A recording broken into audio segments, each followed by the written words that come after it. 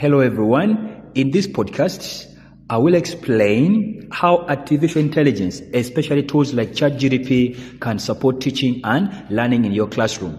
My name is Denish Komakech and I teach ICT at Palabek Secondary School, Northern Uganda. After 2022, ChatGPT surprised everyone. It is a type of artificial intelligence that can generate text automatically, almost like magic. AI itself isn't new, but ChatGPT is the first strong AI tool freely available for many people, including our students. Many educators saw it as a game changer. It made us rethink how we teach and assess learning. But there is no need to panic. New technology has always entered classroom. When calculators arrived, students still needed to know how to calculate. Wikipedia didn't mean learners no longer needed knowledge. Likewise, ChatGPT does not replace the need to students or for students to know how to write or research themselves.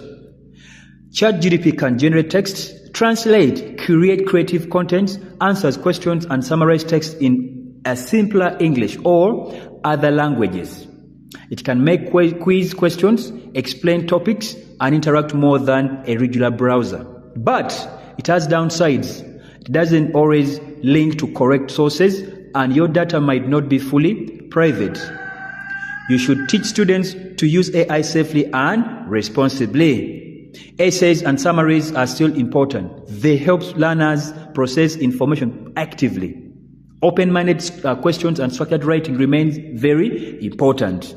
Students should always critically evaluate AI output, check facts, explore advantages like structured writing, and consider disadvantages like generic answers or missing sources. Discuss rules. When can they use AI and how should they be transparent about it? Copying without understanding does not replace learning. Remember, technology isn't the problem. Lack of motivation or curiosity is.